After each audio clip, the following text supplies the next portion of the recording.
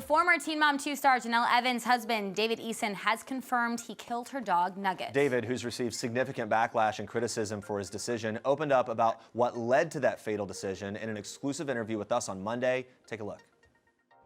Well, one story that's gotten a lot of attention is the dog incident, so you're here to set the record straight. Let's get into it. Did you kill Jenelle's dog, Nugget? Well, it wasn't really about did you kill the dog or not. It was a situation where, you know, my daughter, her health, her safety was in danger. Excuse me. I mean, it upsets me just as much as anybody who doesn't even know Nugget may think they're upset. You know, this was something that nobody wants to ever have to do. I mean, the dog was aggressive. Yeah, she might not be huge or whatever, but you know, when a dog bites a child on the face more than one time, then it should never be around a child again. If you give the dog up for adoption, one day it's gonna be around children again, regardless if the person has kids or not, or whoever it may be. If you call the authorities at that point, the law says the dog has to be euthanized. I'm not gonna pay anyone to euthanize my dog when I can do it myself. I mean, I love the dog. I still think about her every day. I mean, you know, it's hard. It's really hard for me. And you know, a lot of people, they put me down for it. They hate me for it. But you know, like I said, it was not something that I wanted to do. And it also wasn't something that was supposed to meant to be public. It's a private family issue that happened within our household, and we didn't want it getting it out in the news at all, of course. But, you know, I mentioned it to one friend. She told, you know, Kaiser's father, Nathan. Then Nathan called the cops and said, check on my son. TMZ got a hold of that 911 call, and that's how it got brought up in the news.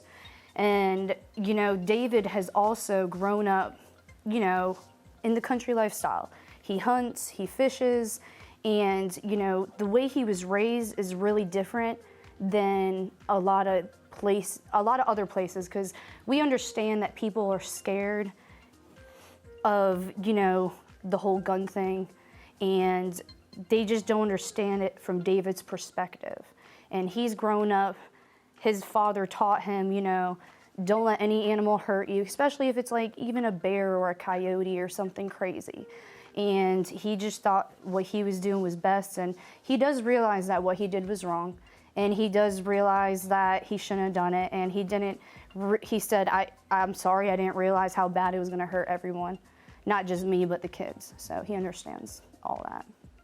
Yeah, looking back, instead of killing Nugget, do you think maybe you would have wanted to rehome the dog? I don't think the dog should have been rehomed, no. I mean, regardless of what I did, the dog would have been euthanized. It wasn't up to me, it's the law. The law says if you don't euthanize a dog that bites somebody within a reasonable amount of time, you are held liable for neglect whenever an animal is harming a person.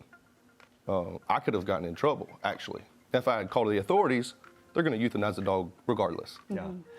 And Jenelle, there's no choice, it's not up to me. Yeah, there was reports of and a recording of you calling the police regarding him killing the dog. Do you regret making that phone call? Well, they actually, the chief of police, they called me and they said, we need you to call us back. And I was like, okay. I didn't call them at first, they called me. So then when I called them back, I was like, what's going on? He was like, we need to know if this is a publicity stunt or not, because if it is, then I'll just go on with another case and I'll close yours. He's like, but if it isn't, we need to investigate. And I said, I'm telling you right now, you can call my husband, here's his phone number, but what happened did happen, and you can investigate as much as you want and call my husband, ask, you know, what happened, you know, where the dog's at, if it's alive or whatever. Yeah, he called me, I called him right back. So, and then I called him and told him, you know, basically what had happened. And he told me I didn't break any laws, so there's nothing that he could do. What surprised you most about the fallout from the whole dog killing incident? I think, well, to me, it was more like, I think instead of conversating with me before it happened, he just did it, and he didn't realize how big that was gonna be if it did get out. And he also isn't used to social media or being on TV or anything like that. I've been around it since 2009. I know, you know, my actions from the past have made me learn not to do those mistakes again. And David, I think, is learning from everything that's happening, and he just needs time to do that. And David, I can see that you're remorseful and you feel really bad about the situation. Have you forgiven him, Jenelle, fully? I have, and we went to co-parenting counseling sessions, and it's kind of like a marriage session in one. And he's also taken anger management classes. He took 6 classes, completed the whole course. So, I mean, he did do things to try to better himself, and we've been working out really well ever since. And, you know, we got over it, and actually, my pit bull, Jax, he actually killed one of our pigs recently.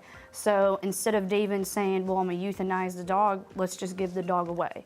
So we gave the dog away instead to one of my friends, Katrina, who has like 30 acres of land. So he's even taken the initiative to just correct his actions and not repeat the same mistakes he's made before. Yeah.